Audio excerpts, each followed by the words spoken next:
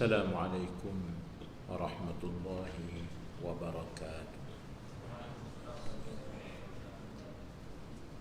أعوذ بالله من الشيطان الرجيم.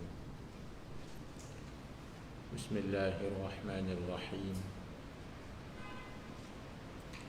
إلى حضرة النبي المصطفى رسول الله صلى الله عليه وسلم، وإلى كافة الأنبياء والمرسلين والأولياء والشهداء والصالحين، وإلى جميع المسلمين والمسلمات والمؤمنين والمؤمنات، وبنية القبول وحصول المأمول، وبنية الشفاء من كل الأمراض، وبنية قضاء حوائج الدنيا والآخرة، وبنية الفوز بحسن الخاتمة عند الموت. الفاتحة.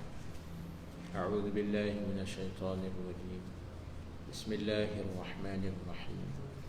الحمد لله رب العالمين، الرحمن الرحيم، مالك يوم الدين، إياك نعبد وإياك نستعين، اهدنا الصراط المستقيم، صراط الذين أنعمت عليهم غير المغضوب عليهم ولا الضالين.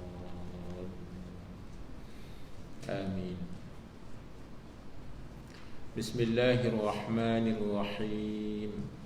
الحمد لله رب العالمين، والصلاة والسلام على أشرف الأنبياء والمرسلين، سيدنا ونبينا وحبيبنا وشفيعنا وذخرنا ومولانا محمد صلى الله عليه وسلم، وعلى آله وصحبه أجمعين.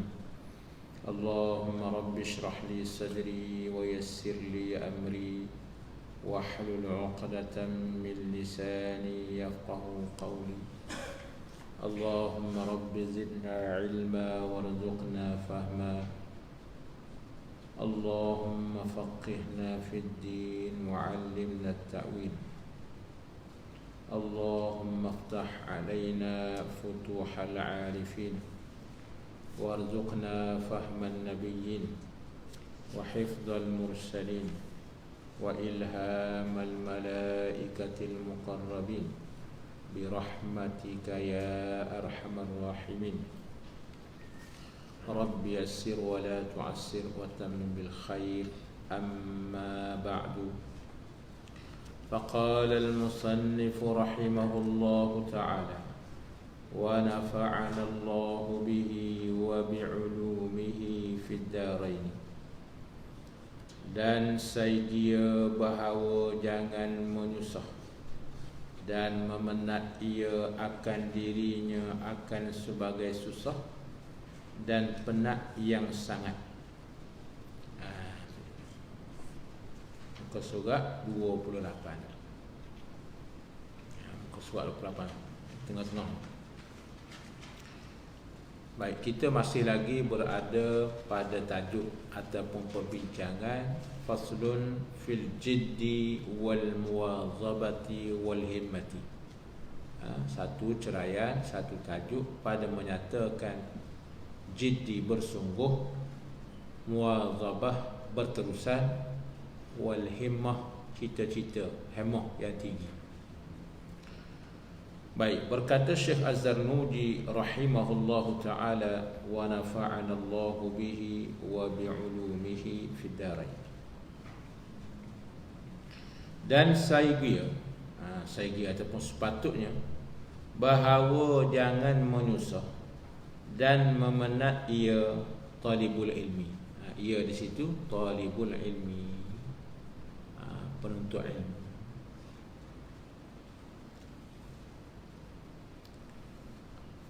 Akan diri penuntut ilmu akan sebagai susah dan penat yang sangat,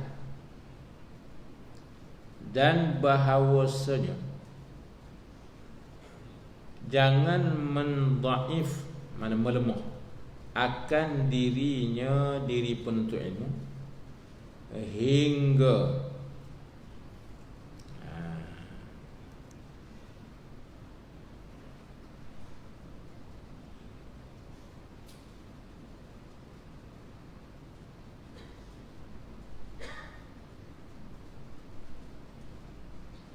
bukan ia daripada beramalnya, bahkan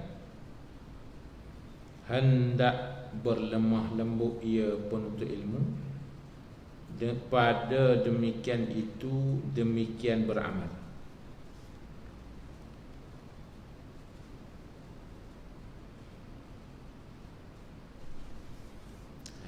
Jadi dari sudut beramal ni, bersungguh kita, jangan sampai kita bersungguh sehingga diri kita pun hilang semangat, letih sehingga tak boleh bangkit ni. Umpama dia buat misalan pengarang kitab kita buat misalan sebelum ini, diri kita ni umpama kenderaan, jangan menak mentah-mentah lah baru bagi makan, bagi minum, kita pun suruh dia berjalan tanpa henti. Dia pun letih, jatuh, tak bangun-bangun. Jadi artinya bila mana kita termotivasi, kita bersemangat, jangan pula dengan sebab semangat kita tu siapa tak tidur malam langsung, contoh, bersungguhnya kita, sehingga tubuh badan kita pun penat. Sedangkan tubuh badan kita ni ada hak yang perlu kita tunaikan. Waktu makan, kita makan. Makan jangan berlebihan. Waktu tidur, kita tidur juga jangan berlebihan. Waktu kita riyadhah, kita bersenam diri, bersenam lah maknanya bersukan ke apa untuk menyihatkan tubuh badan kita. Kita bersukan juga untuk sihat. Mana ada hak.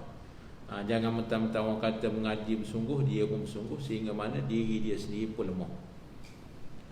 Itu dia. Sehingga bersungguh dia tu letih, berhenti daripada bersungguh. Tak mau dah, muak, letih, jemu, tak mau. Jangan sampai tahap begitu. Ini pesanan Syekh kita. Jangan menyusah, jangan menakkan diri sehingga melemahkan diri kita untuk kita bangkit, berterusan untuk beramal. Jangan beramal sehingga teruk tubuh badan kita. Apa-apa pun Nabi beri petunjuk kepada kita, khairul umuri awsatuha. Sebaik-baik pekerjaan ialah pertengahan. Jangan kita ni malas langsung, tak bergerak langsung. Jangan kita pula mentang-mentang rajin tadilah, tak tidur, tak makan. Jangan juga. Tengah-tengah. Tengah-tengah mana rajin kita tu semaksimal yang mungkin, tetapi tidak menjejaskan dari sudut yang lain. Bersungguh tetap kita kena bersungguh. Mana pertengahan. Sebaik-baik perkara Nabi beritahu kepada kita sallallahu alaihi wasallam ialah pertengahan. Sebab itu Islam ni pertengahan. Tidak mengabaikan dan juga tidak melampau. Itu Islam. Jadi kita belajar pun kita ambil di situ. Dan bermula lemah lembut itu. Bermula lemah lembut itu. Kata dia warifku aslun azimun fi jami'il asya'i. Dan bermula lemah lembut itu asal asal dan lunas yang besar pada sekalian perkara. Merupakan asas dasar yang besar, yang kuat, berlemah lembut ni pada semua perkara kita. Apa pun kita buat dengan cara betul. Jangan menekan, memaksa. Buat sebagaimana orang lain buat, sebagaimana dipandu oleh guru kita, insya-Allah berjaya kita. Kalau kita buat kasar-kasar, dia jadi letih. Kalau barang jadi rosak.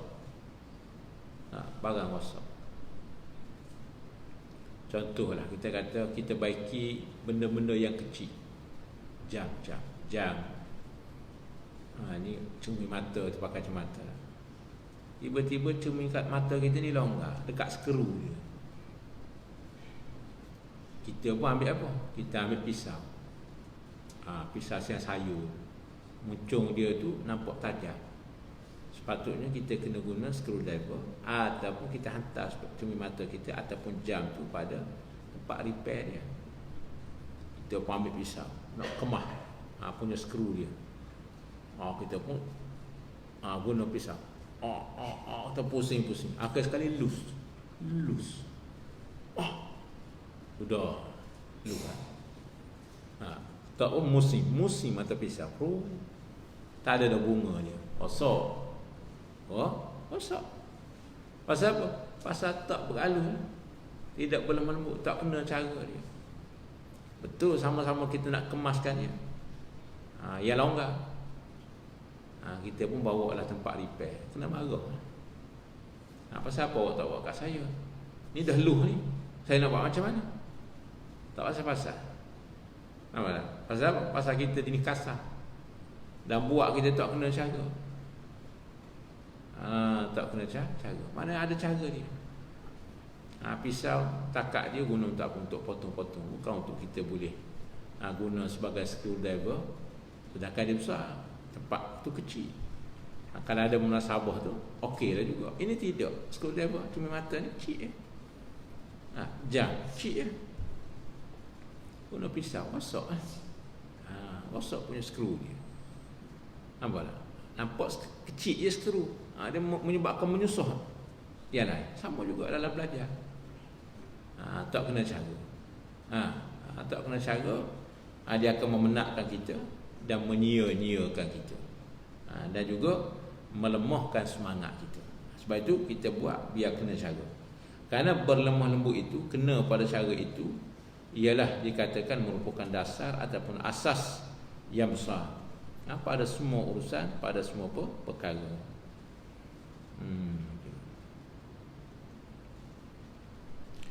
Baik.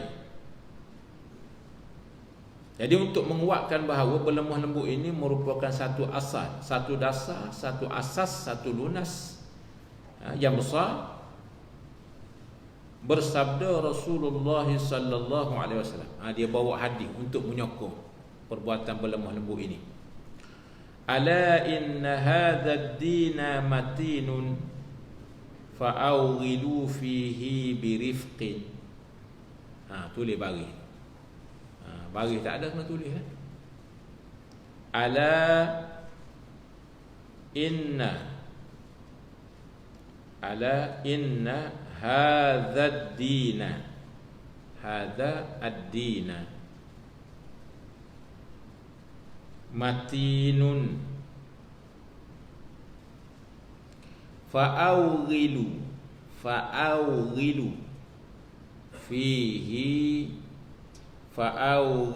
fihi birifqin.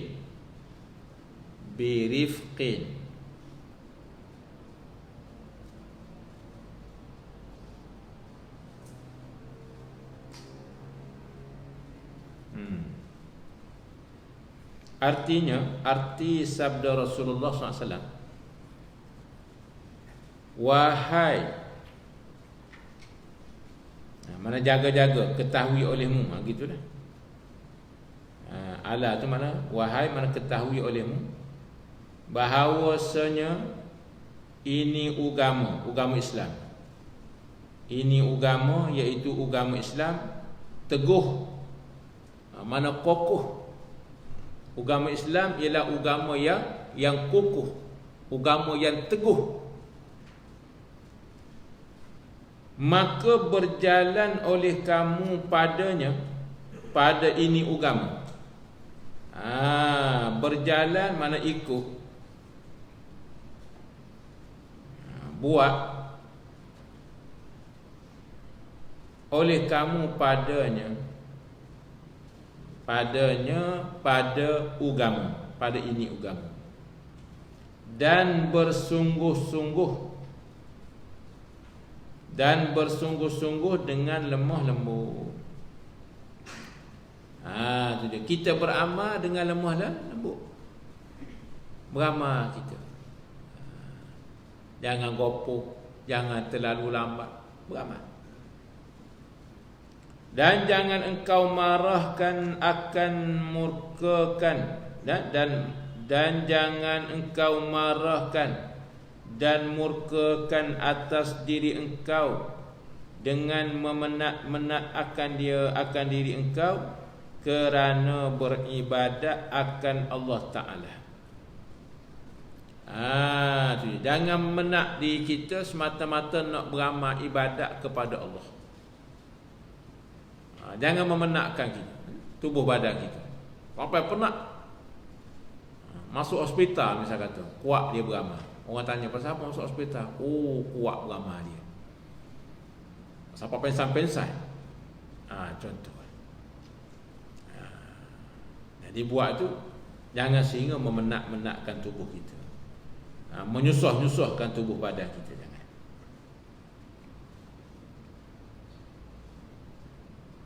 Kerana bahawasanya seorang yang putus ring, putus ring, putus ring ni bahasa orang Pantai Timur, Pulau Kelantan, Pulau Petani. Sebab pengarang ni ialah penterjemah tua kitab kita ni, Syekh Muhammad Syafi'i ni ialah orang Petani. Dia guna bahasa dia. Kerana bahawasanya seorang yang putus ring, tu dia, putus ring. Putus ring ni maknanya habis semangat, hilang kekuatan.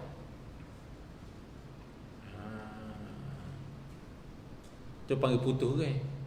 Lemah, letih sangat dah, tak boleh buat apa dah. Itu dia panggil putus ring. Tu dia. Dalam bahasa Arab dia panggil mumbita. Orang yang hilang kekuatan belakangnya. Orang yang hilang kekuatan belakangnya.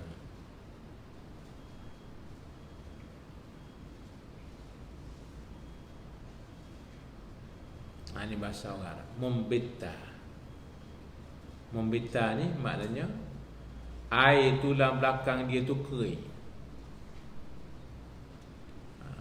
Sebab salah satu fungsi kita ni boleh bergerak berjalan, air dalam tulang belakang kita tu kuat, cukup, sempurna. Kita pun cegah. Bila mana dia kering, dia memberi kesan pada badan kita jadi letih. Letih yang teramat sangat sehingga tak mampu kita nak bergerak, tak mampu untuk kita melangkah, dia panggil putus ring. Bahasa Kelantan panggil putus ring. Oh, putus ring dah dia.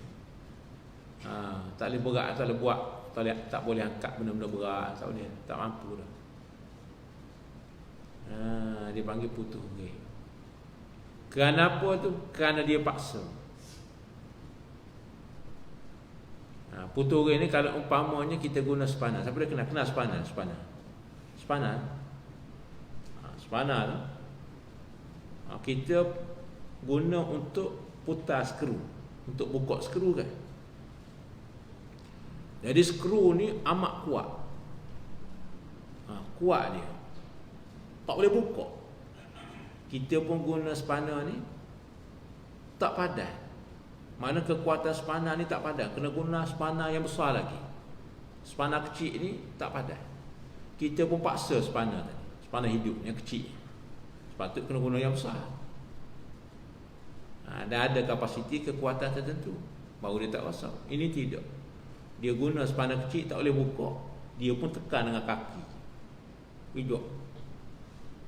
Akhir sekali terik dia punah. Spana gitulah.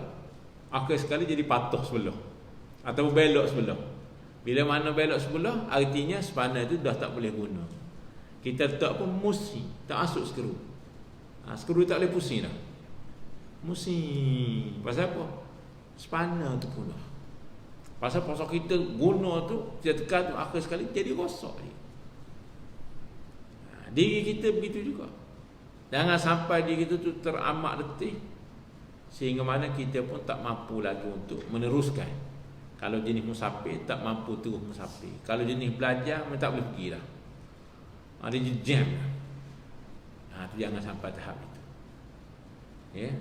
Ikut cara yang betul, insya-Allah. Jangan memenatkan diri. Jadi bila mana dia kata patah ke, dah tak ada tenaga dah dan putus kekuatan belakangnya, tak ada kekuatan dalam belakang kita. Tak boleh bergerak dah. Dan tunggangannya itu kalau binatang yang dia tunggang penat dah. Tiada memutus ia. Memutus maknanya memutus ia akan bumi dengan perjalanannya. Perjalanan seorang salah. Tak mampu lagi untuk dia melangkah meneruskan perjalanan. Kenapa? Kerana dah letih dah, tak larat. Berhenti takat tu. Jadi tak sampai dah. Tempat yang dituju tak sampai. Target kita untuk belajar untuk menjadi orang alim terhenti di pertengahan jalan. Kenapa? Kita paksa terlalu kuat. Umpama contoh, kita ni baru masuk hafal Quran. Baru masuk sebulan. Kawan kita tu masuk dah 3 tahun. Dia hafal Quran, memang ada sejuzuk 2 lagi nak habis. Kita pun punyalah tekan. Hafal Quran, orang lain tidur, kita tak tidur. Hafal pasal apa? Biar kita ni dapat potong dia laju. Dalam masa dia nak habis 2-3 juzuk, kita pun nak hafal, biar kita sempat juga, biar sama-sama habis dengan dia. Kita baru masuk sebulan. Tak tidur gitu. Apa tu. Lepas tu boleh ke macam tu? Silap bulan biasa itu. Pasal apa? Di mana boleh kita paksa diri kita dalam masa sikat demikian? Melainkan orang yang Allah Ta'ala beri karamah luar biasa. Ya tu, kita boleh ambil sebagai panduan kita orang biasa. Memang dia tu orang luar biasa. Kita kena ambil kaedah sebagaimana orang lain, ramai-ramai. Biasanya hafal Quran kita kata berapa lama yang kita kata akal kita kecerdikan yang sederhana ini? 2 tahun setengah, 2 tahun, 3 tahun contoh. Jadi kita pun kena ambil masa macam tu juga. Dia bukan kata masuk hari ini mula hafal Quran, esok khatam 30 juzuk. Mana ada gitu. Kalau baca usah kata hafal, baca pun belum tentu lagi habis esok. Walaupun tak tidur, belum tentu. Kita orang baru ni. Lepas tu mula tak boleh buka mata. Bangun. Siapa kau ni? Nak jawab pun tak mampu dah. Mulut dah kejang-kejang habis dah. Tubuh pun dah letih habis dah. Mata pun tak larat nak buka dah. Pasal apa? Pasal hafal Quran 30 hari 30 malam, tak tidur, tak makan. Nampak? Jadi maknanya tak boleh begitu. Kena ikut sebagaimana orang lain. Ustaz kita kata apa? Awak ni kena laju sikit, kita apa? Awak hafal 1 helai 1 hari. Ataupun 1 helai setengah, 3 muka. Tak tu je, jangan lebih. Kita paksa diri kita sehingga juzuk sehari contoh. Sedangkan kita tak mampu. Apabila tak mampu, mula kita mari rasa perah, rasa tertekan. Bila mana ada perasaan demikian, bahaya. Ada sudut kita sebagai penuntut ilmu. Sebab itu kita kena sabar. Masa yang panjang untuk menuntut ilmu itu sebagai tarbiyah di kita. Ilmu ni kita kena ambil sedikit demi sedikit. Yang penting istiqamah. Kena cara dia. Dia tak boleh ambil dan tak boleh menjadi alim dalam masa yang sekejap. Tak ada orang belajar sekejap jadi alim, tak ada. Imam Syafi'i daripada dia mula boleh menghafal mengenal 6 tahun 7 tahun sehinggalah beliau meninggal dunia. Dia bukan mengaji 5 tahun jadi tu alim terus, sampai mati. Artinya sama juga dengan kita. Itu pun akal dia luar biasa. Bila mana ia membaca, terpaksa ditutup sebelah muka yang lain. Kalau buka dua-dua tu, masuk dua-dua dalam kepala dia. Dua-dua muka tu masuk dalam kepala dia. Itu luar biasa. Macam kita snap gambar, tak melekat. Kita ni 10 kali ulang tak lekat lagi. 15 kali, 20, 25 kali baru lekat. kemudian tidak diulangi tengah hari ataupun petang, lupa dah. Usah kata tinggal besok. Hari ni kalau tak ulang balik apa pagi tadi, ulang pula tasmid depan guru dan sebagainya, lupa dah. Walau hari ni. Belum lagi yang semalam, yang bulan lepas, yang tahun lepas. Apa? Berterabur habis dah. Bertukar habis. Belum lagi ustaz kita tebuk. Lagilah kelang kabut kita. Kenapa? Kerana akal kita tidak mampu berbuat demikian dalam masa yang singkat. Jadi oleh kerana itu, hendaklah kita berlemah lembut. Apa? Ulang hari ni, ulang besok, ulang. InsyaAllah. Begitu dia. Jadi bila mana diumpamakan seperti orang yang hilang kekuatan dalam musafir berjalan jauh, maka dia pun tak akan sambung, maka tak sampailah tempat yang dituju. Sama juga dengan kita belajar. Kalau kita paksa-paksa yang berlebihan sehingga kita stres, sehingga kita tertekan, akhir sekali usah kita nak dapat ilmu banyak, sikit pun tak dapat. Kita pakai stres, keluar berhenti dengan stres gitu. Ini bahaya juga. Sebab tu kena ikut cara dia. Ada step dia. Mana ada orang masuk tadika, kemudian masuk ambil ijazah.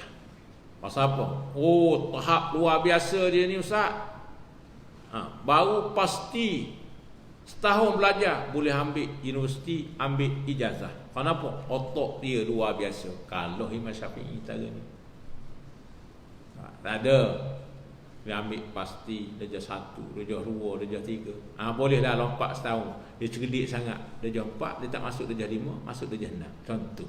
Setahun je lompat. Lepas tu dia ikut sebagaimana step orang lain. Baru dia dapat. Darjah 1 tiba-tiba ambil SPM. Benar. Mati pula tu. Jadi maknanya ada step dia. Kita belajar juga. Hafal satu surah, satu ayat, dua ayat, satu muka, dua muka. Habis satu itu ulang pula. Apa yang baru, ulang yang lama, ulang. Apa yang baru, ulang. Tanpa hilang semangat kita, tanpa jemu. Usaha doa kita. Subhanallah. Jaya. Dan tiada sampai ia seorang tadi yang putus ring, yang tak ada kekuatan kepada yang dituntutnya, tak sampai pada tempat destinasi. Dan tiada mengekal ia seorang akan tunggangan seseorang, bahkan membinasa ia. Nya tu bulat lah, nampak macam tambah. Buat bulat, yang potong bulat. Bahkan membinasa ia. Begitu. Bukan membinasanya ia.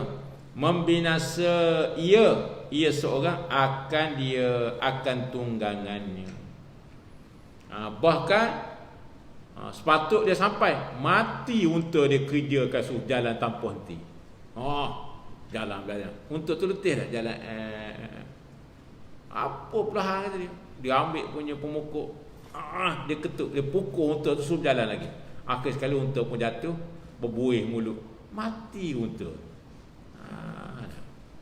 Terpaksa. Apa pun gitu. Motor kita rosak dah enjin, bunyi macam-macam. Basikal kita kayu dah. Dah punyalah pengayuh basikal tu dah luh dah. Pusing. Kita kayu dah. Kita paksa lagi. Kayu. Akhir sekali luh. Musi tak ada berkayu. Kyung.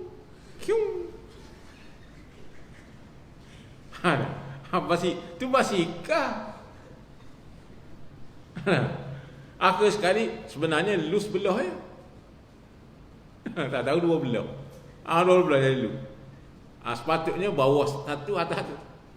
Kanan lu, dua-dua duduk bawah. Duduk. Nak kayu macam mana? Akhir sekali tak sampai lah kita. Patut kalau kita kayu perlahan elok. Tak boleh ni kalau kayu cepat tak sampai, aku ni jadi lu tu lagi. Perlahan. InsyaAllah sampai lepas kita tukar pula yang baru. Ni kalau nak cepat siapa kita paksa. Sebab kita tenaga kuat. Memang kita tenaga kuat. Masalah basikal tak kuat. Loose. Dua-dua duk gitu. Ada. Tempat kita tempat kayu. Dua-dua gitu. Nak kayu kat sana. Dekat aja. Main buayan. Tak sampai dah. Motor gitu, motor. Motor skru tu dah tercabut dah. Cuma tinggal punya batang sak dia tu. Kalau kita perlahan adjust sikit, perlahan-perlahan sampai. Nak cepat sampai. Cabut tayar. Tayar tu cabut. Pasal apa? Pasal kita paksa motor kita. Betul lah enjin dia kuat, tapi skru tu dah cabut lah. Sama lah. Willy pula kita. Dah lah tahu dah skru cabut, akak tayar.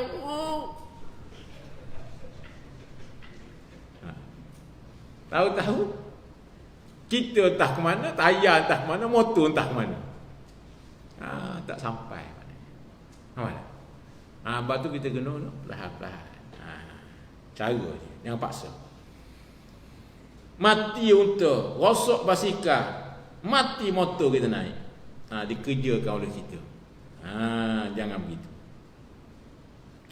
Bersabda Nabi sallallahu alaihi wasallam. Nabi bersabda, apa dia? Nabi sebut lagi, dibawa hadis untuk menguatkan lagi bahawa kita hendaklah berlemah lembut guna diri kita. Nafsuka, kata Nabi SAW, nafsuka matiyatuka, nafsuka matiyatuka farfuq biha. Nabi kata apa? Nafsuka matiyatuka farfuq biha. Artinya diri engkau itu tunggangan engkau.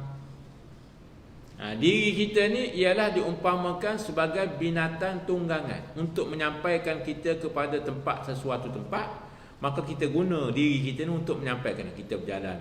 Kita nak pergi kat sana. Jadi kita guna diri kita lah. Kenderaan bagi kita. Kata Nabi SAW, maka lemah lembut olehmu dengan dia, dengan diri engkau. Kita gunakan diri kita ni biar berlemah lembut. Mengaji jangan berhenti, hafal jangan berhenti, ulang kaji, mutalaah. Kita baca, kawan kita semak, kawan kita baca, kita semak. Kalau itulah jadinya, dan niat kita, biarlah apa yang kita belajar, apa yang kita hafal, kita akan jaga sampai mati. Jangan hafal masa kita mengaji je 3 tahun memang habis lah. Itu pun alhamdulillah, amal kawan-kawan kita dah buat syahadah contoh. Lepas habis syahadah, hurray kata dia. Hurray tu dia pun tinggal daripada mengulang. Akhir sekali lupa habis. Tinggal ya, ingat-ingat surah Muqaddam. Yang lain tak ingat balik. Pasal apa? Pasal tak istiqamah untuk dia mengulang-ulang. Biar kita berazam, ya Allah berilah kepada aku kekuatan, istiqamah. Aku ingin jaga Quran, jaga apa yang aku hafal daripada ilmu sehingga aku mati.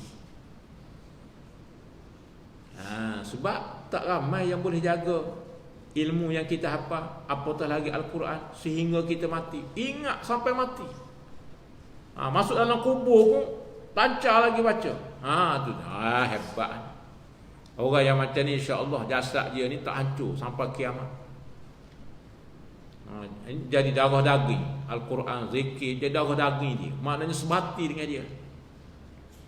Baca ikut belakang sampai ke depan pun tak sangkut. Depan ke belakang tak pelik.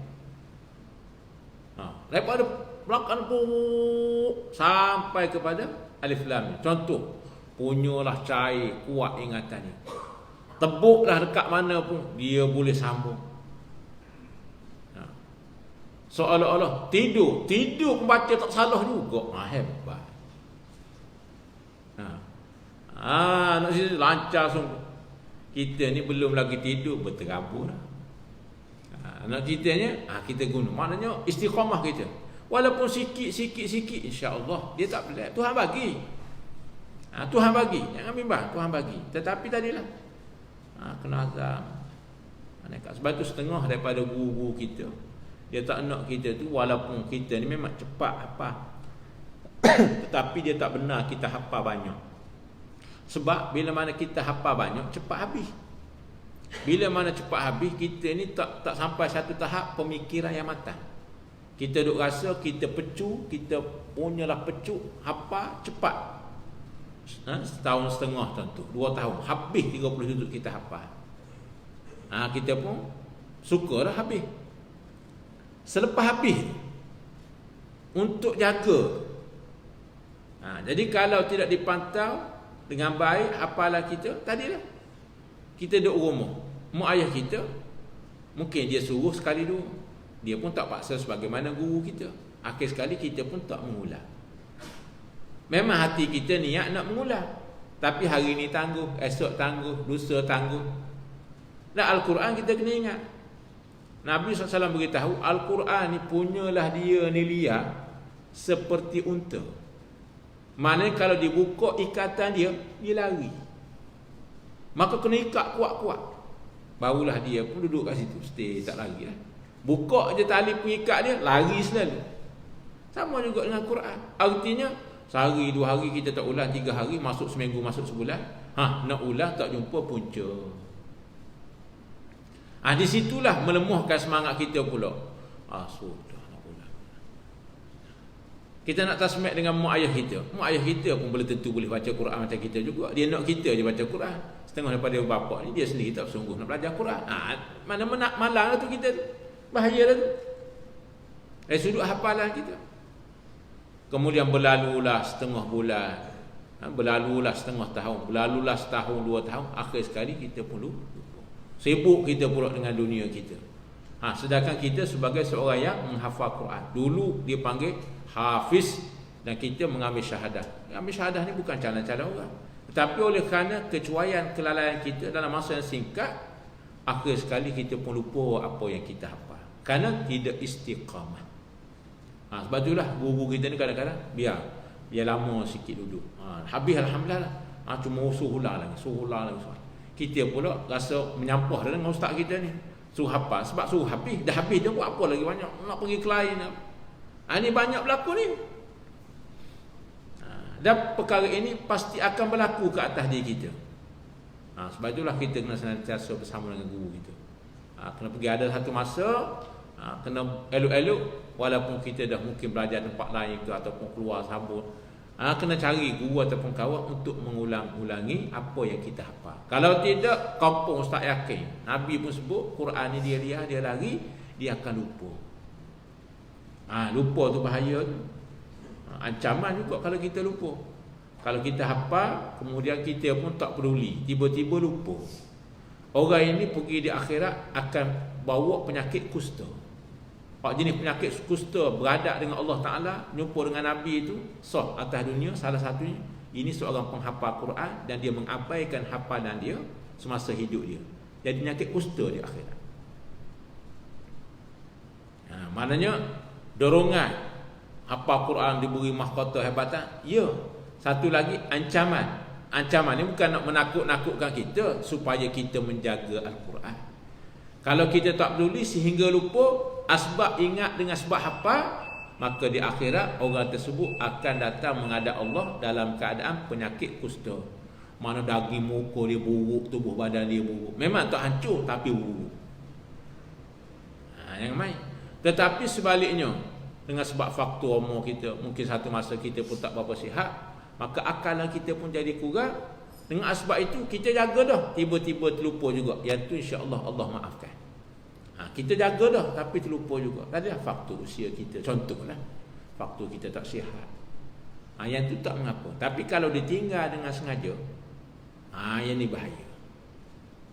Tapi kalau kita baca-baca bukan niat hafal, tapi kita ingat, tiba-tiba terlupa selepas itu, yang tu tak jadi salah. Tuhan tak marah. Contoh kita banyak kali gula kita tadarus, ingat kita. Bukan niat kita nak hafal Quran, ingat kita kata satu anugerah Tuhan bagi.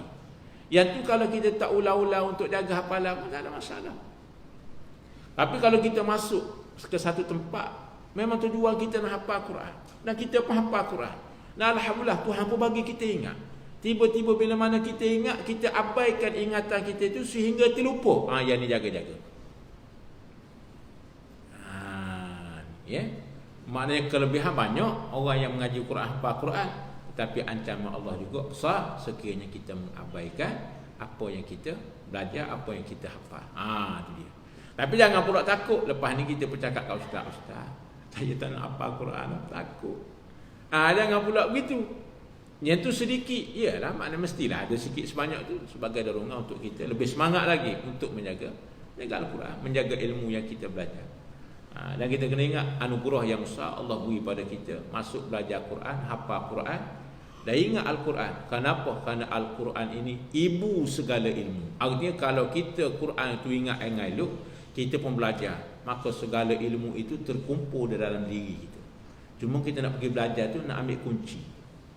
Kunci ilmu ni, kunci ilmu ni, kunci ilmu. Dari sudut ilmu sendiri itu sudah syarat dan penuh dalam diri kita.